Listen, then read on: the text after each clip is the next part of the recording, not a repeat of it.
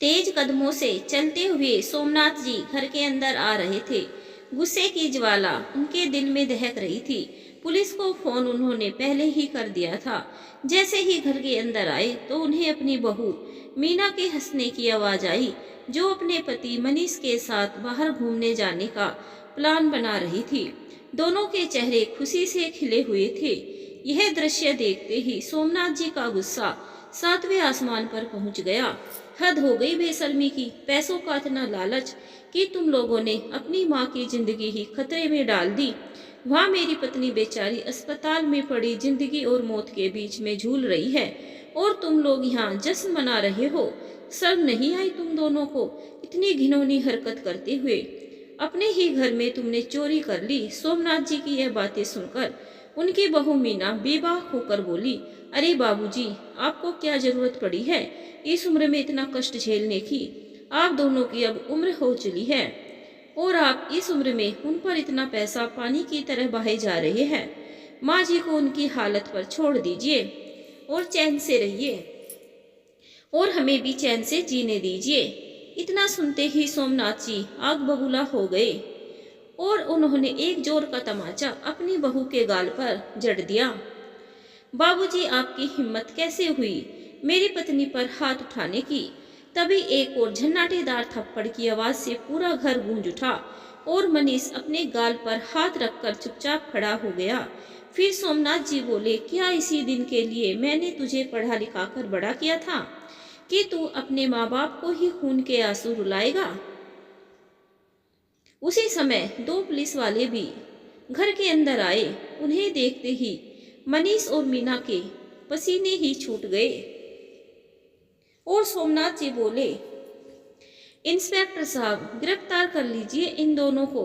मुझे ऐसी औलाद नहीं चाहिए जो अपने माँ बाप के मरने की राह देख रही हो। इतना सुनते ही मनीष अपने पिता के पैरों में गिर पड़ा और फिर बोला, नहीं बाबूजी, ऐसा मत कीजिए, हम बर्बाद हो जाएंगे, कहीं के नहीं रहेंगे। बस एक बार हमें माफ कर दीजिए। बस बेटा, एक ही बारी में हैकड़ी निकल गई तुम्हारी। आज भी मैं उस दिन को याद करके रो पड़ता हूँ जब मैं तुम्हारे सामने तुम्हारी माँ का इलाज के लिए मिन्नतें कर रहा था। इतना कहते कहते सोमनाथ जी अतीत के दिनों में चले गए और उस दिन को याद करने लगे जिस दिन उनकी पत्नी आशा की टेस्ट रिपोर्ट आई थी और उन्हें मालूम पड़ा था कि उनकी पत्नी को कैंसर जैसी गंभीर बीमारी हो चुकी है। यह बात सुनकर सोमनाथ जी का दिल पूरी तरह से टूट चुका था, लेकिन डॉक्टर ने बताया था कि आजकल मेडिकल साइंस ने इतनी तरक्की कर ली है कि यदि सही समय पर ऑपरेशन कर दिया जाए तो यह बीमारी भी ठीक हो सकती है, लेकिन खर्च लाखों का होगा। सोमनाथ जी ने ठान लिया कि वह अपनी पत्नी की जान बचाकर रहेंगे। जब घर आकर उन्होंने यह बात अपने बेटे को बताई तो उसे भी सदमा लगा। उसने अपने पिता से कहा, बाबूजी, आप चिंता मत कीजिए, हम माँ का अच्छे से अच्छा इलाज करवाएंगे और वह कुछ ही दिनों में बिल्कुल ठीक हो जाएगी। लेकिन न जाने रात में बेटे और बहू की आपस में क्या बात हुई कि अगले दिन ही बेटे ने स्पष्ट शब्दों में कह दिया कि माँ की अब उम्र हो चुकी है और उन पर पैसा लगाने का मतलब पैसा बर्बाद करना है और बर्बाद करने के लिए मेरे पास पैसे नहीं है। अपने बेटे के मुंह से यह बात सुनकर सोमनाथ जी जैसे ठगे से खड़े रह गए। उन्हें अपने कानों पर यकीन नहीं हुआ, लेकिन उन्होंने हिम्मत ना हारते हुए अपनी पत्नी का पूरा ध्यान रखा। रोज सुबह शाम उन्हें सैर पर लेकर जाते। एक दिन पार्क में सैर करते हुए उनकी अपने मित्र से मुलाकात हुई। बातों ही बातों में उन्होंने अपने मित्र को अपनी पत्नी की तबीयत के बारे में बताया और इस बारे में अपने बेटे बहू के रवैये के बारे में भी बताया। हालचाल बताते हुए उनकी आंखों से आंसू छलक पड़े। बेबसी उनके चेहरे से साफ नजर आ रही थी। उस समय उनके मित्र ने उन्हें हौसला दिया और कहा कि सोमनाथ, यह वक्त हिम्मत हारने का नहीं है। गांव में तुम्हारी कितनी जमीन पड़ी है, वह किस दिन काम आएगी। तुम जब कहो मैं जमीन का सौदा करवा दूंगा। अपनी पत्नी के इलाज के लिए बेटे बहू पर मोहताज रहने की कोई जरूरत नहीं है। अपने मित्र की इस बात से सोमनाथ जी को बहुत हौसला मिला और सही कीमत मिलने पर उन्होंने जमीन का सौदा भी कर लिया। जिस समय वे जमीन का सौदा करके घर लौटे तो घर आकर उन्हें अपनी पत्नी कहीं नजर नहीं आई। फिर सोमनाथ जी ने अपनी बहू मीना को आवाज लगाई, मीना बहू, पूरा घर छान लिया लेकिन मुझे तुम्हारी सास कहीं नजर नहीं आ रही है, कहीं गई है क्या? फिर मीना ने कहा, अरे बाबूजी, ऐसा भी क्या हो गया? तभी सोमनाथ जी बोले, अरे मैं उसे कह कर गया था कि गांव में मैं सरपंच से मिलने जा रहा हूँ, उसके बाद मुझे बैंक भी जाना है और कुछ कागजात पर तुम्हारी सास के साइन चाहिए थे। अब वह घर में नहीं है, किसी भी बात को गंभीरता पूर्वक लेती ही नहीं, ना जाने अब कहाँ कौन सा काम करने चली गई, मेरी बात को अनसुना करके। तभी उनकी बहू मीना बोली, माँ जी तो मंदिर गई है, थोड़ी देर पहले ही निकली है। लेकिन बाबूजी, आपको कौन से कागजों पर साइन चाहिए माँ जी के, यह तो बताइए। कुछ जरूरी कागजात है बहू। ऐसा कहते हुए सोमनाथ जी बोले, यह आशा भी हद करती है, उसे मालूम है कि उसकी तबीयत दिन ब दिन बिगड़ती जा रही है, लेकिन फिर भी मंदिर जाना एक दिन भी नहीं भूलती। अपने हाथों में लिए हुए बैग को अपने सीने से चिपकाए हुए सोमनाथ जी बोले, अगर आज काम नहीं हुआ तो फिर बाद अगले हफ्ते तक टल जाएगी। तभी मीना की नज़र उनके बैग पर गई और बोली, वैसे बाबूजी, आपने बताया नहीं कि आप बैंक क्यों जा रहे थे? फिर सोमनाथ जी बोले, कुछ नहीं बहू, कुछ जरूरी काम था। तभी दरवाजे पर कोरियर आया तो मीना कोरियर लेने चली गई, परंतु सारे काम करते हुए भी उसका ध्यान अपने ससुर के बैग पर बराबर बना हुआ था। कोरियर अपने कमरे में रखकर मीना ने अपने सास ससुर के कमरे में झांक कर देखा तो उसके ससुर सोमनाथ जी कुछ ढूंढ रहे थे। उनके चेहरे पर परेशानी दिख रही थी। मीना बिना दस्तक के ही कमरे में घुस गई और बोली, देखे ना बाबूजी, सासू माँ को अपनी तबीयत की चिंता ही नहीं है, अभी तक नहीं आई मंदिर से। बहू की आवाज सुनते ही सोमनाथ जी छिटक गए और उनके हाथ से वह बैग नीचे गिर गया। जैसे ही बैग गिरा, उनमें से 500 रुपयों के नोटों के बंडल निकलकर फर्श पर गिर गए। पैसों की घड़ियां देखते ही मीना की आंखें खुली की खुली रह गई। इतने सारे पैसे मीना के मुंह से अचानक निकला और फिर सामान्य होती हुई बोली, वैसे बाबूजी, इतना सारा पैसा कहाँ से आया? ये किसके पैसे हैं? तो सोमनाथ जी ने जल्दी से उन पैसों को उठाकर अपने बैग में डाला और उसे बंद करते हुए बोले, वह बहू, हमारे गांव वाली जो जमीन थी ना, उसी को बेचने के लिए मैं सरपंच के पास गया था। अब वह जमीन बिक गई है तो कुछ पैसे मिल गए हैं। इन्हीं पैसों को जमा करवाने के लिए मुझे बैंक जाना था, लेकिन अलमारी की चाबी मुझे कहीं मिल नहीं रही है। लगता है तुम्हारी सास के पास होगी। उधर मीना की आंखों में तो अभी तक नोटों की गड्डियों की तस्वीर नाच रही थी। वह बोली, बाबूजी, देखो ना, माँ जी तो अभी तक आई नहीं, अब आप कब तक इसे हाथ में रखेंगे? हाँ बहू, यह तो मैंने भी सोचा था कि इन पैसों को तुरंत बैंक में जमा करवा दूंगा, क्योंकि अगले हफ्ते आशा को अस्पताल में भी तो दिखाना है। अब तो डॉक्टर ने भी कह दिया है कि अगर जल्द से जल्द ऑपरेशन ना करवाया गया तो मामला हाथ से निकल जाएगा। तभी मीना बोली, बाबूजी, वह सब तो ठीक है, लेकिन इन पैसों को कहाँ संभाल कर रखेंगे? बहू, जब तक आशा नहीं आती तब तक मैं इसी कमरे में बैठा हूँ और मैं कर भी क्या सकता हूँ। फिर उनकी बहू मीना कहने लगी, अरे बाबूजी, आप मुझ पर इतना भी विश्वास नहीं करते। आप मुझे दीजिए ये पैसे, मैं अलमारी में रख देती हूँ, और यदि विश्वास नहीं है तो अलमारी की चाबी भी लाकर आपको दे देती हूँ। फिर सोमनाथ जी बोले, अरे नहीं बहू, यह तुम कैसी बातें कर रही हो? तुम हमारी बहू हो, तुम पर विश्वास नहीं करेंगे तो किस पर करेंगे? ठीक है, जब तक आशा नहीं आती तब तक इसे तुम अपने पास रखो। इतना सुनते ही मीना के चेहरे पर ऐसी खुशी आ गई मानो वह इसी वक्त का कब से इंतजार कर रही थी। मुस्कुराती हुई मीना उस बैग को लेकर अपने कमरे में चली गई। कमरे में जाते ही सबसे पहले उसने पैसों पर एक नजर दौड़ाई, लेकिन उसकी आंखें फटी की फटी रह गई जब उसने देखा कि बैग में पूरे 10 लाख रुपए थे।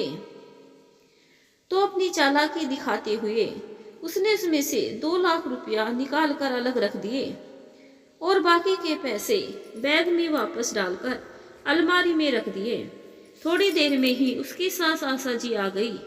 तो मीना बोली, माँ जी, इतना भी कोई समय लगता है क्या मंदिर में? अरे नहीं बहू, रास्ते में ही मेरी सहेली मिल गई थी तो हालचाल पूछने बताने में थोड़ा समय लग गया। अच्छा एक बात बताओ, तुम्हारे ससुर जी आए हैं क्या? हाँ माँ जी, आपको ही कब से ढूंढ रहे थे, अभी अभी बाहर निकले हैं। आप एक काम कीजिए, यह लीजिए मेरी अलमारी की चाबी। मेरी अलमारी में ससुर जी ने अपना बैग रखा है, आप ले जाकर अपनी अलमारी में रख दीजिए। वह क्या है ना, ढेर सारे पैसे हैं, कल को इधर उधर हो गए तो आप सब तो मेरा ही नाम लगाएंगे, क्योंकि ससुराल में सबसे पहले शक तो बहू पर ही जाता है। फिर आशा जी बोली, ऐसा नहीं है बहू, हमने तो तुम्हें हमेशा अपनी बेटी माना है। अगर छोटी मोटी कोई बात होती भी है तो उसे दिल से लगाकर नहीं रखना चाहिए। मैं बैग निकाल लेती हूँ। ऐसा कहते हुए आशा जी बहू के कमरे में जाने लगी तो अचानक उनका दिमाग ठनका कि आज तक जो बहू अपने कमरे का दरवाजा तक भी बंद रखती थी, उसे बहू ने उन्हें अलमारी की चाबी कैसे दे दी।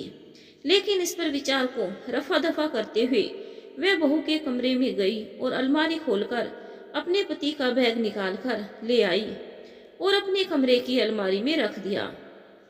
उसी समय सोमनाथ जी आए और बोले, हद करती हो आशा तुम भी, मैंने तुमसे कहा था कि जब मैं आऊंगा तो तुम घर पर रहना, लेकिन तुम मेरी बात सुनती ही कहाँ हो। पति की बात सुनकर आशा जी बोली, अरे जिस काम के लिए आप मुझे ढूंढ रहे थे वह काम तो मैं पहले ही कर चुकी हूँ। तभी सोमनाथ जी ने कहा, कौन सा काम? फिर आशा जी बोली, अरे जो बैग आपने बहू को दिया था मैंने अलमारी में रख दिया है, और देखिए ताला लगाकर चाबी भी अपने पास रखी है। वह तो ठीक है, लेकिन तुमने बैग चेक तो कर लिया ना, ठीक से तो रखा है ना? हाँ, पूरा बैग उठाकर अंदर रखा है। आप मुझे बुद्धू समझते होंगे, लेकिन आपकी आशा इतनी बुद्धू है नहीं। अरे नहीं आशा, तुम बस जरूरत से ज्यादा सीधी हो, किसी पर भी भरोसा कर लेती हो ना। लेकिन यह दुनिया बहुत बुरी है, अब दूर क्यों जाना, अपने घर में ही देख लो। मौका मिलने पर हमारा अपना बेटा भी हमें छलते समय नहीं सोचेगा। अरे आप बिना इतना मत सोचा कीजिए, मुझे तो आपकी ही चिंता लगी रहती है। कल को अगर मुझे कुछ हो गया तो आपका ख्याल कौन रखेगा? एक पल को भी यह बात आपने मुंह पर मत लाना। आशा जी के मुंह पर हाथ रखते हुए सोमनाथ जी बोले, मैंने सभी रिश्ते आजमा लिए हैं कि कौन अपना है और कौन बेगाना। हम दोनों का रिश्ता ही एक ऐसा है जो निस्वार्थ भाव से एक दूसरे के लिए सोचते हैं, वरना तो हमारी अपनी औलाद भी अपनी नहीं है।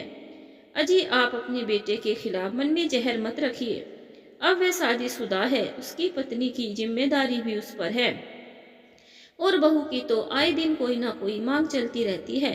अब वह उसके शौक पूरा करेगा या अपने माँ बाप को देखेगा? अजी छोड़िए ना इन बातों को, मैं चाय बनाती हूँ, बैठकर चाय पीते हैं। दरअसल सोमनाथ जी अपनी पत्नी आशा की बीमारी को लेकर बहुत परेशान रहते थे, और आशा जी की बीमारी का इलाज बहुत महंगा था, जो केवल शहर के सबसे बड़े अस्पताल में ही संभव था। अगले दिन उन्होंने अपनी पत्नी के ऑपरेशन के लिए तारीख ले ली। उस समय उनका बेटा मनीष दूसरे शहर गया हुआ था। 2 दिन बाद जब वह घर लौट कर आया तो मीना ने तुरंत उसके कान भर दिए। वह गुस्से से भड़कता हुआ बाहर निकला और बोला, बाबूजी यह सब क्या लगा रखा है आपने? तभी सोमनाथ जी ने अपनी सोच की मुद्रा से बाहर आते हुए बोले, किस बारे में बात कर रहे हो बेटा? मैं कुछ समझा नहीं। इतने भी नासमझ मत बनिए बाबूजी, आपको अच्छे से पता है ना मैं माँ के विषय में बात कर रहा हूँ। क्यों बेटा, उस बेचारी ने तुम्हारा क्या बिगाड़ दिया?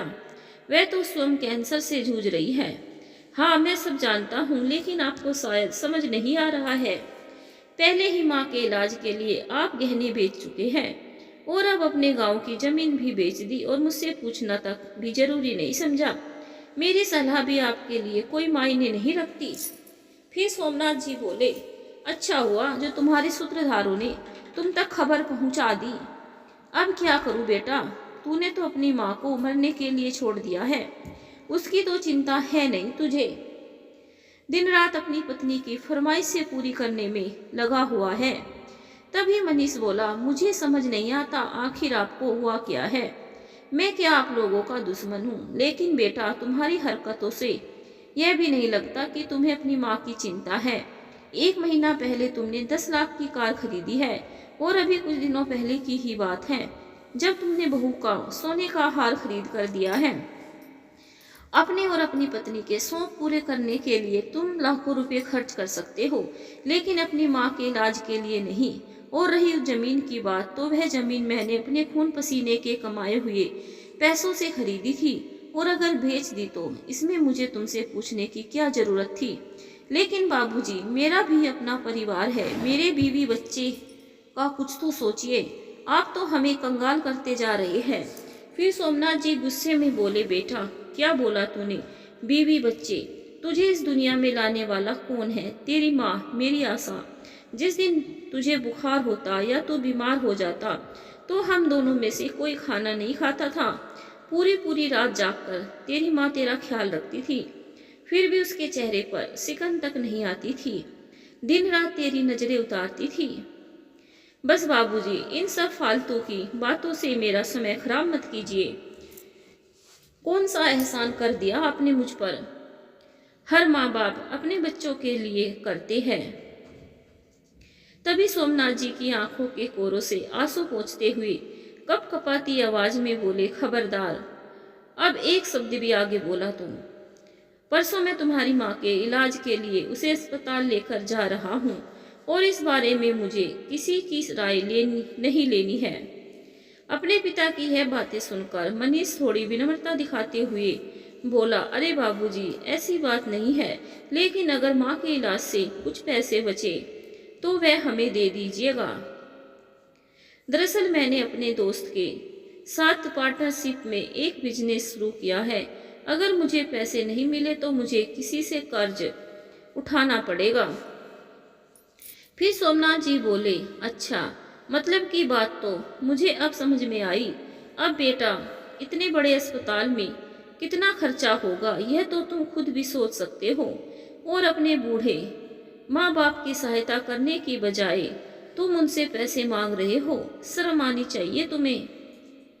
इतना कहकर सोमनाथ जी वहां से चले गए। अगले ही दिन अस्पताल से फोन आ गया कि इलाज के लिए अस्पताल में पैसे जमा करवा दीजिए और मरीज को दाखिल करवा दीजिए। फिर सोमनाथ जी ने अपनी पत्नी से कहा कि हमें कल तुम्हें अस्पताल में दाखिल करना है, इसीलिए अस्पताल के लिए कुछ कपड़े रख लेना, जल्दी ही तुम्हारी सारी परेशानियां दूर हो जाएगी। फिर आशा जी हंसते हुए बोली, हम दोनों अपनी जिंदगी के अंतिम पड़ाव पर पहुंच चुके हैं, फिर भी खुद से ज्यादा ख्याल रखते हैं आप मेरा। तो सोमनाथ जी ने कहा, आशा, तुम हो तो मैं हूँ, नहीं तो मैं कुछ भी नहीं। अगर तुम इस घर में नहीं होती ना तो मुझे यह घर भी अच्छा नहीं लगता। सोमनाथ जी ने पैसों का भरा बैग संभाल कर रख लिया और पत्नी को अस्पताल लेकर जाने लगे तो अपने बेटे से कहा कि मैं तुम्हारी माँ का इलाज करवाने जा रहा हूँ, क्या तुम चलोगे? तो बहुत तपाक से बोली, यह क्या करेंगे वहां जाकर? आप है तो माँ जी की देखभाल करने के लिए। उधर बेटे के मुंह से एक शब्द भी नहीं निकला। फिर आशा जी बोली, क्यों उन्हें परेशान करते हैं, आप मेरे साथ हैं तो चिंता किए किस बात की। चलिए हम चलते हैं। सोमनाथ जी को अपने बेटे बहू पर बहुत गुस्सा आया, लेकिन वह अपनी पत्नी को परेशान करना नहीं चाहते थे, इसीलिए चुपचाप वहां से चले गए। आशा जी को नर्स अंदर लेकर चली गई, जबकि सोमनाथ जी काउंटर पर पैसा जमा करवाने लगे। तभी काउंटर पर बैठे व्यक्ति ने कहा, सोमनाथ जी, आपने तो कहा था कि आप पूरे पैसे जमा करवा रही है, लेकिन यह तो केवल 8 लाख रुपए है। ऑपरेशन तो हम लोग शुरू कर रहे हैं, लेकिन बाकी के बचे पैसे आप जल्दी जमा करवा दीजिए। यह बात सुनकर सोमनाथ जी हैरान रह गए कि ऐसे कैसे हो सकता है, उसमें तो पूरे 10 लाख रुपए थे। तभी अकाउंटेंट ने कहा, यदि आपको विश्वास नहीं है तो आप कैमरा चेक कर सकते हैं। तभी सोमनाथ जी एक पल को उस वक्त को याद करने लगे जब उन्होंने अपनी बहू को पैसे दिए थे, और फिर बोले, नहीं नहीं, हमें दूसरे क्या ठगेंगे, यह ठेका तो हमारे अपनों ने ले रखा है। मैं अभी आता हूँ। उधर घर पर उनका बेटा मनीष थोड़ी चिंता में बैठा था। तभी मीना बोली, आप चिंता क्यों करते हैं? अरे आज तो हमारी जिंदगी की सबसे बड़ी परेशानी खत्म होने वाली है। आपकी माँ का इलाज हो जाएगा तो हम भी घूमने जा पाएंगे। फिर मनीष बोला, पैसों की बहुत ज्यादा तंगी चल रही है, और घूमने पर तो कम से कम 50,000 रुपये चाहिए। अगर पैसे होंगे तब तो जाएंगे ना। तभी मीना बोली, अरे आप मेरा इतना ख्याल रखते हैं और मैं आपका इतना सा बोझ भी कम नहीं कर सकती, अभी रुकिए। ऐसा कहते हुए मीना अंदर गई और अपनी अलमारी से पैसा निकाल कर ले आई और नोटों के बंडलों से अपने आप को हवा करती हुई बोली, बस आप मेरी चिंता किया कीजिए, मैं किसी और को चिंता को आपके पास भटकने तक नहीं दूंगी। फिर मनीष बोला, तुम्हारे पास इतने सारे पैसे कहाँ से आए? तो मीना ने कहा, अरे आप आम खाइए ना, गुठलियाँ क्यों गिनते हैं?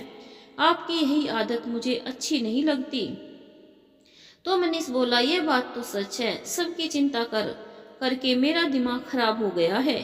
अब मुझे किसी से कोई मतलब नहीं, अब तो पक्का हम घूमने चलेंगे। ऐसा कहते हुए दोनों खिलखिलाकर हंस पड़े। उधर से सोमनाथ जी जब घर पहुंचे तो बेटे बहू की बातें सुनकर ताली बजाते हुए बोले, अरे वाह, तुम लोगों ने तो कमाल ही कर दिया। वहाँ तुम्हारी माँ जिंदगी और मौत से लड़ रही है और तुम दोनों अपने ही घर में पैसा चोरी करके उसी पैसे से घूमने के सपने देख रहे हो। उसी समय अपने पिता के पीछे पुलिस को आया देखकर मनीष और मीना के पसीने छूट गए। तभी मीना कांपती हुई आवाज में बोली, यह क्या कर रहे हैं आप बाबूजी? कुछ सोच समझकर बात कीजिए, मैंने कौन सी चोरी की है? फिर सोमनाथ जी बोले, ज्यादा भोली मत बनो बहू, इतनी भी ना समझ तुम नहीं हो। जिस दिन तुमने मेरे पैसे संभाल कर रखने की बात कही थी, शक तो मुझे तुम पर उसी दिन हुआ था। फिर मैंने सोचा कि तुम्हारी सास भी तो तुम्हारी माँ जैसी ही है, तुम उसे कोई तकलीफ नहीं आने दोगी, उसके साथ कुछ गलत क्यों करोगी? तभी मनीष बोला, बाबूजी, आपको शर्म नहीं आती अपनी बहू पर ऐसा इल्जाम लगाते हुए? आपके पास क्या सबूत है कि पैसे मीना ने लिए हैं? तो सोमनाथ जी ने तुरंत बता दिया कि मेरे बैग में से 500 रुपए के नोटों के 4 बंडल गायब है। और मनीष ने जब मीना के हाथ में देखा तो उसके हाथ में भी 500 के नोट के 4 बंडल ही थे। तभी मीना बोली, अरे बाबूजी, अब आप लोगों की जिंदगी के दिन ही कितने बचे हैं और आप इस उम्र में उन पर इतना पैसा पानी की तरह बहाए जा रहे हैं।